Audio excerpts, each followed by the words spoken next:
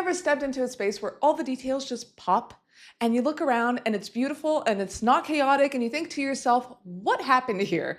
Well, that is contrast at work. It is something that designers use to make a space feel more alive and more dynamic. Welcome back to Interior Design 101, my 10-part beginner course, where I break down one core design principle per episode so that by the end of the series, you can design your house all by yourself, even if you've never done it before. So I highly recommend that you check out previous episodes if you haven't. They are really helpful, but if you don't want to, that's okay too. Let's just dive into contrast because you can watch this one all on its own.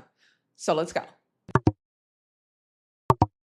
Hi guys, I'm Louie. I'm an architect and designer, and here on the Interiorist, what I try to do is basically help you guys build beautiful, functional homes that work for your life. So if that's something that you need or are interested in, hit subscribe and let's get into the episode. So let's jump into chapter 1, why the brain loves contrast. So before we talk about why our brains love contrast so much, let's start by defining what it is. Contrast is simply the difference between two things. It's what makes one element stand out from another. So here's what's interesting. Our brains actually need contrast to make sense of the world because it's one of the first visual skills that we develop. Think about babies. For the first months of life, they can't see colors or subtle patterns. Their vision is still developing, so they rely almost entirely on high contrast shapes. Black and white, light and dark. Those contrasts help their brain find edges, track movement, and build visual awareness. As adults, our brains work the same way because the brain is wired to detect differences and not sameness. And here's why the brain loves it. Contrast allows for optimal visual processing. Basically, the visual cortex works best when the environment has just right contrast. Not too subtle, not too extreme.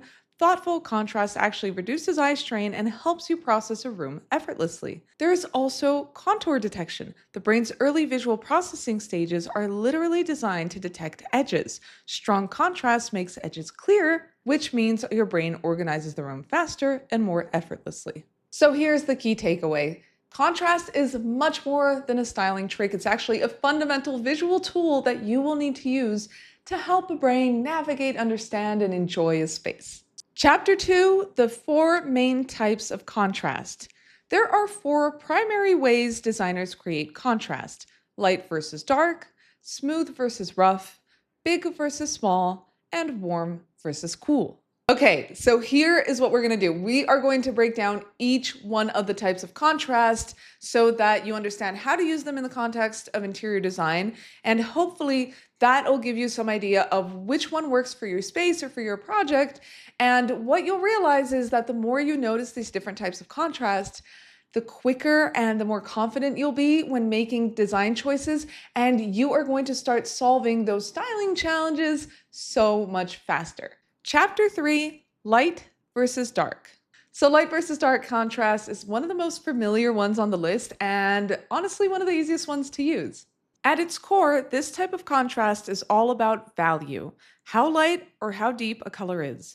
When you put a very light element next to a very dark one, your eye immediately picks up the difference, which makes shapes, lines, and architecture feel sharper. So you want to use this kind of contrast when you want to create clear boundaries, high visual clarity, and maybe even a little bit of drama. And this works especially well for small spaces because it will help define the depth of the space without making it feel flat.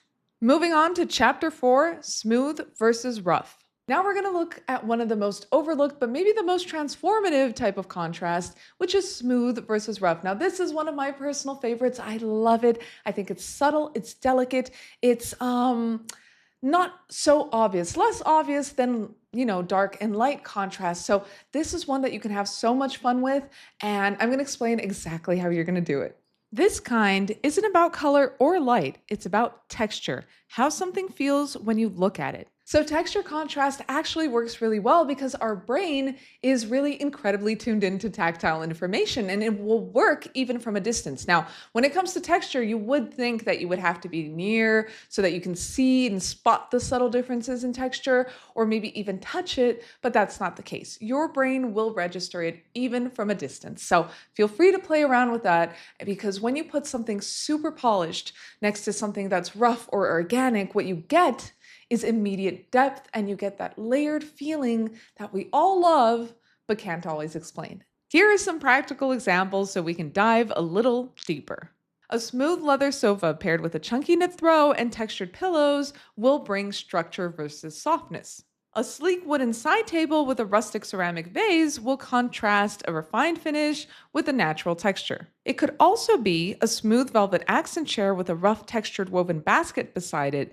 This will contrast plush and earthy, or it can be something as simple as a smooth wooden lamp with a fabric or linen shade, just enough softness to balance the shine. Contrasting textures like smooth and rough is actually perfect for when a room feels flat, kind of boring, or just overly minimalist. Because if you have a very similar color palette, maybe you want the space to be more minimal and low stimulation, and that's perfectly fine.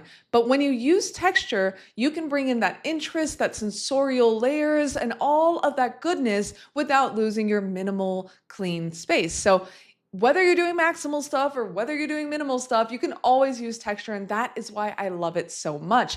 It is going to be perfect for spaces like living rooms, bedrooms, anywhere where you want to get a sense of cozy, tactile comfort, and you don't want it to fall flat. Chapter 5, Big versus Small. Now let's look at one of the most powerful and honestly, one of the most misunderstood types of contrast, which is big versus small. It might sound simple, but there are a few tricks that I can teach you. So here is how you're going to use it. This kind of contrast is all about scale, and scale is what tells the eye, hey, look here first. If everything in a room is the same size, your eye has nowhere to land. The space ends up feeling flat, even if everything is beautiful. All right, so what happens is when you mix larger statement pieces with smaller supporting ones, what you're creating is hierarchy within your space. And this will make the space feel so much more layered, so much more dynamic, and honestly, a lot more curated. Pair a large, chunky sofa with a delicate metal side table. This will bring that heavy meets airy feel. Or use an oversized floor lamp next to a low profile lounge chair for instant drama. You can also choose big, bold pendant lights over a compact dining table. This is a classic designer trick for making a space feel intentional. Use big versus small contrast anytime your room feels too safe, too symmetrical, or like everything blends together. This type of contrast brings energy and focus, and it's especially useful in living rooms, dining areas, and entryways where first impressions matter. Are there any items in your home that you think could use some scale contrast? Maybe a sofa, a rug, or large artwork? Let us know in the comments, because when you guys drop these little comments and explain a little bit about what's going on in your own home, well, we all learn from it and we all grow to be better designers. So let me know in the comments. Maybe you have some ideas that I haven't had yet. Chapter 6, Warm versus Cool. If the last chapter was all about scale and hierarchy, this one is about mood. Color temperature has an almost immediate impact on how a room feels even before you notice the furniture. So let's go through some warm and cool tones so you understand what I'm talking about. Warm tones will be things like golds, rusts, creams, terracottas, warm woods. They will bring energy, coziness, and a sense of welcome. Cool tones, on the other hand, will be blues, grays, cool greens, purples, and brushed steel. They create calm, freshness, and clarity. What you're going to get when you mix the warm tones with the cool tones is you're going to get a more balanced space, right? It's not going to be too cold, it's not going to be too warm, it's going to be just right, like the Goldilocks effect. And I will tell you from experience, this is one that I use a lot in my own home because I have a tendency towards contemporary pieces that maybe are metal or they're plastic or they have some kind of shine to them. They're much more, well, inorganic, right? But I also love the cozy and the wood and the warm tones. So this is a balancing act that I'm constantly working on in my home to just kind of make it feel right so that I can have all of the cool, colder pieces that I like. I've mentioned here before, I love the sci-fi, I love contemporary aesthetics. So that can be a little cold sometimes and I have to rein it in and mix it in with the warmth. So I'm gonna give you guys a few examples so that you can get it right in your own spaces. You can try a cool gray sofa with warm wood legs or a side table with the metal legs and a wood top. That way the furniture itself brings some contrast. Another option is a cool white bed with a wood frame and maybe some warm artwork. It'll be cozy but crisp. And finally, you can try a cool metal and stone side table next to a warm velvet armchair for a sophisticated contrast. You are going to use this kind of contrast when a place feels too flat or maybe too monochromatic, right? So if everything is just so cozy and it starts to feel like a grandmother's cottage, you want to break it up. You want to bring in some of that coldness and kind of create that beautiful tension that we are always aiming for, right? I always say this, guys, I do not like it when something is too perfect, too clean, too on the nose with the style. I think a little bit of friction, a little bit of tension is always what makes design shine. So think of this as one of the tools that will help you do that. Now remember, every episode of the series comes with a little gift from me to you. And if you want to put today's concepts into action, grab the free contrast cheat sheet linked below.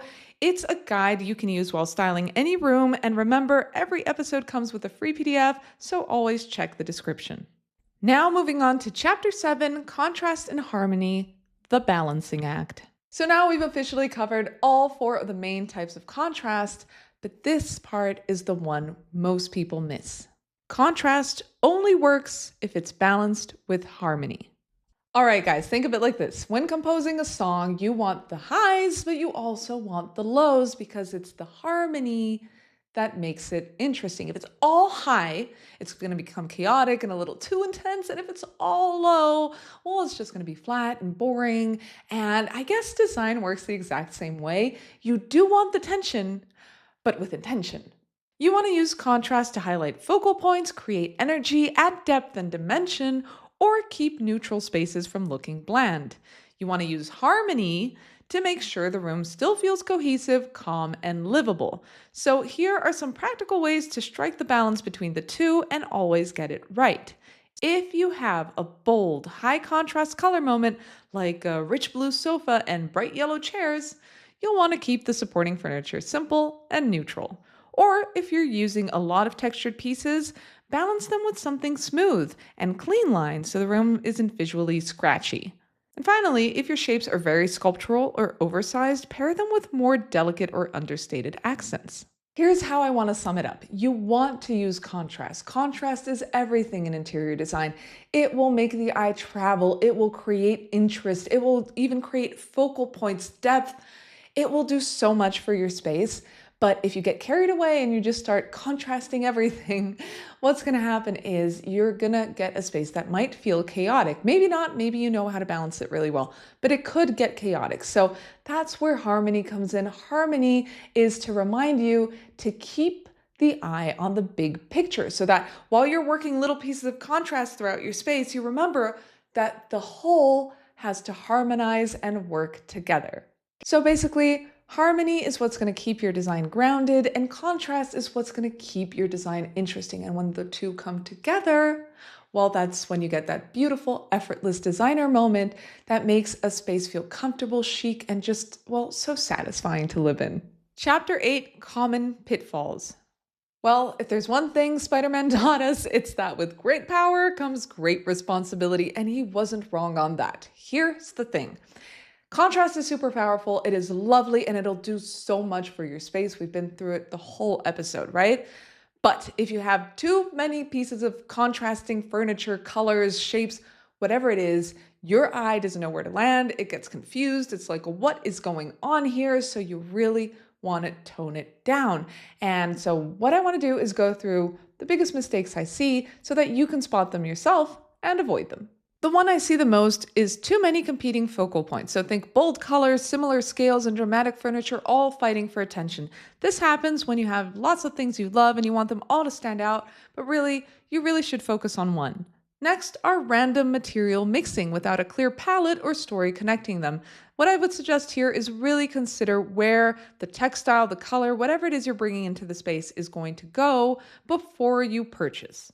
And finally, rooms that are all light or all dark with no middle tones to bridge the gap. This happens because, well, sometimes it's a little scary to mix things and people think that if they just stick to one color or one tone, then it's immediately going to match. But what you want to do is you want to mix in those mid-tones and bring in some progressive colors to kind of ease the eye through the contrast.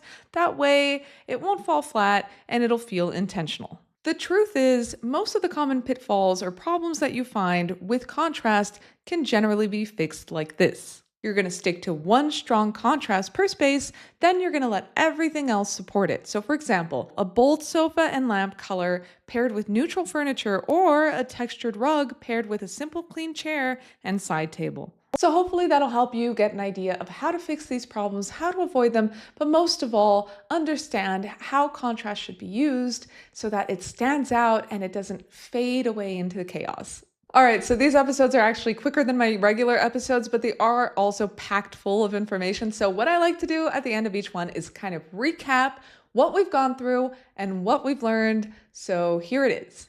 So today we learned how your brain makes sense of room through contrast. We also looked at the four main types of contrast, and they are light versus dark, smooth versus rough, big versus small, and warm versus cold. We also looked into how to use contrast with purpose, how to balance contrast with harmony, and finally, common mistakes to avoid. All right, so here's what it actually boils down to. When you understand contrast, when you know how to use it intentionally, you will have the power to transform any room, and it will make you a smarter, faster designer, and you will be able to use your tools in the most efficient way.